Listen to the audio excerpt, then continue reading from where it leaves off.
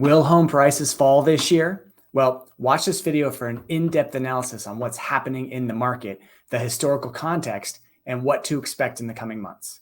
I'm Garrison Comstock, broker owner of Garrison Team Real Estate here in the South Bay of Los Angeles, and I've been selling real estate in the South Bay for over a decade. Please like and subscribe below for more videos like this one. Let's get started. So first, let's look at what's happened the past couple of years. So we see this home price appreciation since World War II slide here using the Robert Shiller online data. And you can see it's been intense. And a lot of people see this and they see this and they see the similarities between the two and they think, oh my gosh, the bubble has to burst. But we're going to talk about some statistics and some historical context that show why those two things are not the same. Also, what I want to notice here is that in 2006 and that crash in 2007, 2008, that's really the only time historically we've had a major, I'm talking 30, 40, 50% decrease in prices. And that was because it was a much different market at that time.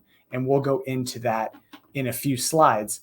But that crash was real estate caused. We did a lot of that terrible work to ourselves. And we kind of caused that with terrible lending as well. But you can see historically moving forward, there are little bumps, little times where it kind of goes flat, but really only one time where it's a huge drop down. So how do we get here? Like why?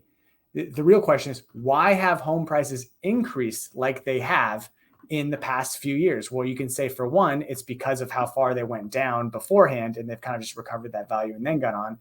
But number two, the main reason why is this: the US population. Now, home buyers, first-time home buyers drive the market historically. First-time home buyers are usually somewhere between 40% and 55% of all home loan applications. And we're talking about right now, starting with 4, 5, 6 years ago now, the largest group of individuals turning buying age in the history of the United States. And what do I mean by buying age? I mean turning 33. 33 is the average age of a first-time home buyer in the US. So some buy a little bit earlier than that, and other buyers buy a little bit later than that. But as you see on this graph, the baby boomers were our largest generation in the history of the United States.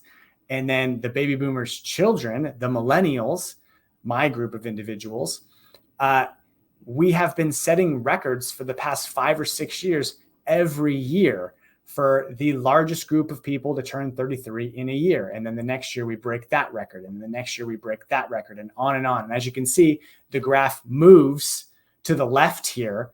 We're still going to break the record this year, next year, break that record the following year. And then the following year is very similar. And then we start to decrease. So we still have another 3 or 4 years of the most people in the history of the United States. I can't say this enough. The most demand for housing in the history of the United States is all coming due right now. So even if interest rates go up on the shorthand, and we're just talking about the buyer demand side here, even if interest rates go up, all of these folks turning 33, and by the way, statistics say between 31 and 36, majority of millennials get married, have a kid, buy a house. Those things are still happening, and this group of individuals still needs to buy a home. So that demand will remain. Now, let's look at what brought us to the previous one and why that's different when it comes to this home price appreciation chart and the drop in 2006 and where we are in 2021. So let's look at lending standards.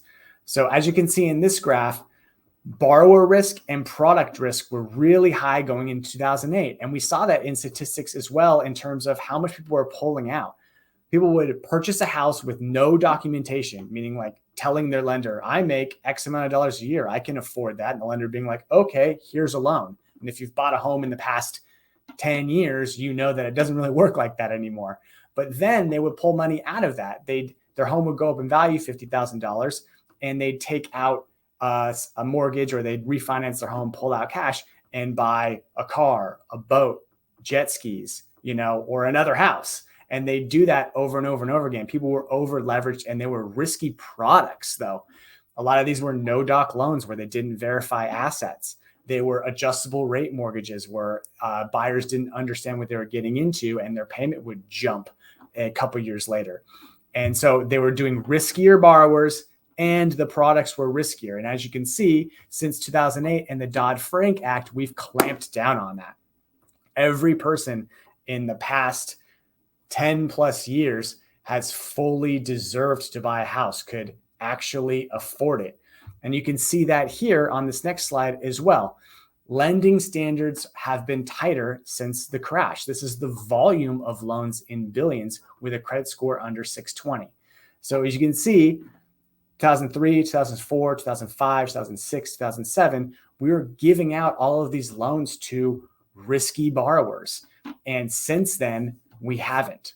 The Dodd-Frank Act came in and they made sure that everybody their income was verified, as well as the lending standards were high nationwide. So we have to jump through a lot of hoops. If you ask your friends who have bought a home in the past 6 years and how much documentation they were asked for and how much they had to provide in order to qualify for the loan, they will tell you I had to jump through a million hoops. And so that's what has happened. Also, the average time homeowners have stayed in a home has increased from an average of 7 years to 11 years. Now, what that's done is that has created a ton of equity when it comes to homeowners and how much they owe versus how much they have in their property.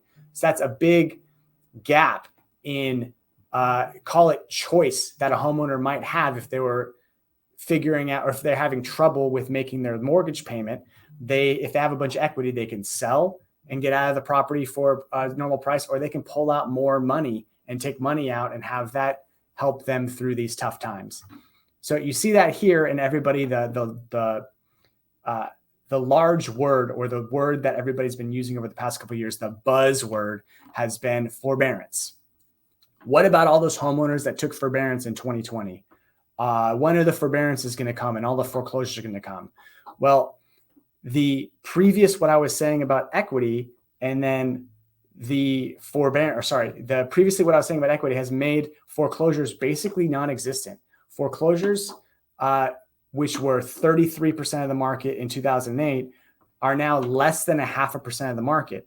And we haven't had many foreclosures even when it comes to forbearance. As you can see, people have come out of forbearance. A lot of people who went into forbearance still made their payments every single month, but they've come out of them over the last 2 years. And right now we have significantly less than we first had in forbearance. This isn't really going to be a problem when it comes to homeowners selling their homes because of the amount of equity homeowners have. The big stat I want to convey here is that 40% of homeowners nationwide own their home free and clear. Now, when we're talking about housing, there's two different sides, right?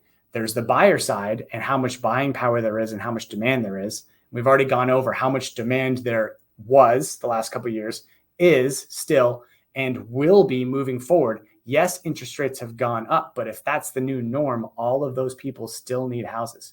But let's talk about the selling side. For prices to come down, sellers need to decide, and in most parts, be forced to sell their home when they don't want to. Because a seller who has a house that was worth $1 million yesterday is not just going to decide that they want to uproot their family and move and only get $900,000 for it today. People don't make those decisions, right? When we talk about supply.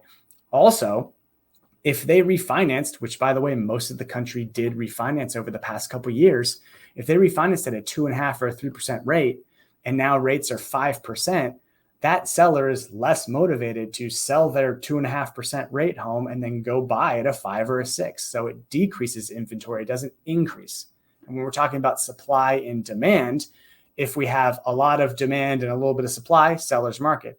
If sure, demand might decrease with interest rates being high, even though we have that amount of people, but supply will not be increasing anytime soon. Why are these homeowners going to sell their home is the question we need to ask ourselves. And what position are these homeowners in? Because 40% of them nationwide own their home free and clear. They don't even have a payment on it. And over 60% nationwide have 60% equity. So they have options if they did fall on hard times. Where can they go? And this is a product of 2008. this is a product. We haven't been pulling out extra money in cash and going and buying things. Everybody's been very conservative now for 10 plus years to put themselves in a situation where they can withstand tough times. And you can see that too in debt not being a challenge for folks. Mortgage debt is not a challenge. Household debt service ratio for mortgages as a percentage of disposable personal income. And you can see today versus historical percentages, mortgage debt is not very high on disposable as a percentage of disposable personal income for homeowners. That means that homes are very affordable. And I've been showing a home affordability chart, and I'll actually get to another one here in a second for a couple of years on my market updates. But not only did we have the largest group of individuals turning 33 these past couple of years, but we also had the lowest rates of all time. So if we're talking about what's going to cause homeowners to foreclose and not be able to make their payments, so they're forced to sell their homes at a time where there's nobody to buy them, well, then we're saying that these homeowners are going to foreclose on what is quite literally the lowest payments of all time. A 2.5% rate on $1 million loan is the lowest payment on $1 million loan in the history of the United States, right? So we would be asking people to foreclose or predicting a foreclosure on quite literally, the lowest payments we've ever seen. So as you see, that shows really well in this graph. Homeowners' payments as a percentage of their disposable income is historically low right now. Also, you can see it on affordability. So affordability with these high rates is now approaching where we are historically. So if you ask your parents, or depending on which age group you are who's watching this video, millennials, if you ask your parents, when they bought their first house, rates were 18%, 19%, sometimes even 25%. And it's hard for us to fathom. Many lenders have talked to me about how spoiled we are as a generation because all we know is these really low rates. 5 is high for us. But as you can see, in a historical perspective here, and we bring in context here in real estate because this always matters, the affordability level was extremely high in the early 2000s. And that was because you didn't have to qualify for loans. That was a very unique situation. We went over that here in the beginning, first couple slides. But then low rates after that in these past 6 or 7 years made homes incredibly affordable as well. And that would cause this increase we were just looking at, right? We have the largest group of individuals, the lowest interest rates, which makes homes the most affordable they've ever been. That creates raising prices. And now with the rates going up, affordability is decreasing. And this is the lowest affordability we've seen with these rates in quite some time, since 2008. But having said that, from 1990 until 2008, homes were still less affordable than they are right now today. And those were healthy markets moving through there. So all in all, what I'd like to say is we need to look at both sides of the equation here. Yes, buyer demand is decreasing right now. We have seen decreases in showings, decreases in open houses nationwide. However, if 5% is the new normal, all of these people still need to buy a house, and they'll be back. At a certain point, they will enter the market. They will realize the context, and they will realize that they still need to purchase a home. And on the supply side, nothing is forcing these homeowners to sell. They have tons of equity. They have the lowest payments they've ever had. So they're not just going to decide to list their home and go and buy it at 6, or they're not going to decide to take less money for the home than they could have gotten a month ago. So that's the situation we find ourselves in. Thank you so much for joining me. I hope that was informative to you. If you're here locally in the South Bay and you'd like to reach out and talk some more about what's going on in the market and what's going on in the next 6 months and what we see happening, please give me a call. You can see it right here, 310-220-4931. You can also email me, garrison@soldbygarrison.com. And you can find me on both Instagram and Facebook at Sold by Garrison. Please like and subscribe if you like this video, especially if you like the way I explained it. We'll have more videos like this. Please like and subscribe below. We look forward to meeting you in person. If you ever need any questions, buyers, if you want to ask a little bit about where the market is going, and sellers, if you'd like to have a discussion about how to prepare your home for market and what is a changing market, please reach out. I'd love to speak with you. Thanks again. I'll talk to you next time.